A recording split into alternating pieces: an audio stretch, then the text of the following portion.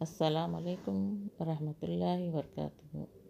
अल्हम्दुलिल्लाह सब खैरियत से होंगे। అల్లా సంస్మరణ అన్నిటికంటే గొప్పది. అల్లా సంస్మరణ అన్నిటికంటే గొప్పది. అన్కబూత్ ఆయత్ నెంబర్ 45. నిశ్చయంగా ముస్లింలు విశ్వాసులు అల్లాను అత్యధికంగా స్మరించేవారు.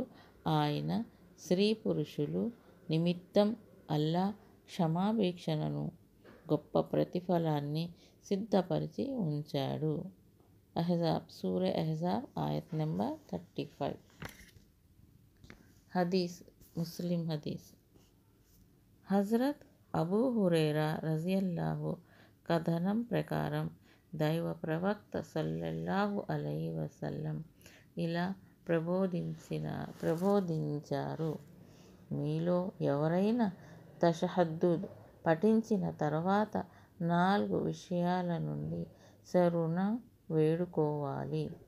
ఇలా అనాలి: దేవా, నరక శిక్ష నుండి, సమాధి యాతన నుండి, జీవన మరణాల పరీక్ష నుండి, మసీహ్ దజ్జాల్ ఉపద్రవం నుండి నీ శరణు వేడుతున్నాను. మనిషి జీవితంలో అతన్ని శారీరకంగా కానీ ధార్మికంగా కానీ నష్టపరిచే కష్టాలన్నీ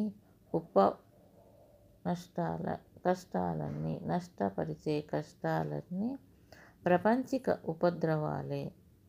అలాగే మరణ సమయంలో కలిగే బాధలన్నీ జీవన మరణాల పరీక్షలుగా భావించాలి. మసీహ్ అంటే వంటి కన్ను కలవాడని ఇక్కడ భావం. ప్రళయానికి ముందు ఒక దజ్జాల్ అవతరిస్తాడు. అతనికి ఒకే కన్ను ఉంటుంది. అందుకని అతన్ని మసీహ్ అని అంటారు. అతను తాను దేవుణ్ణి అల్లా అని చెప్పుకుంటాడు. ప్రజల్ని పరీక్షించటం కోసం దేవుడు అల్లా ఇతని చేత కొన్ని అద్భుతాలను కూడా చేయిస్తాడు. ప్రజల్ని పరీక్షించటం కోసం అల్లా ఇతని చేత కొన్ని అద్భుతాలను కూడా చేయిస్తాడు. దాంతో చాలామంది అతని ఉపద్రవాల్లో చిక్కుకుంటారు. అయితే సజ్జనులు మాత్రం దేవుని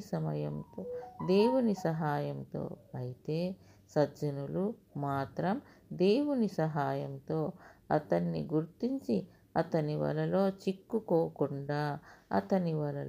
చిక్కుకోకుండా బయటపడతారు. ఏమైనప్పటికీ అదో మహా ఉపద్రవం. దాని నుండి శరణు వేడుకోవటం అన్ని విధాలా ఉత్తమం. జజాకల్లాహు ఖైర్. అల్లాహ్ హఫీజ్.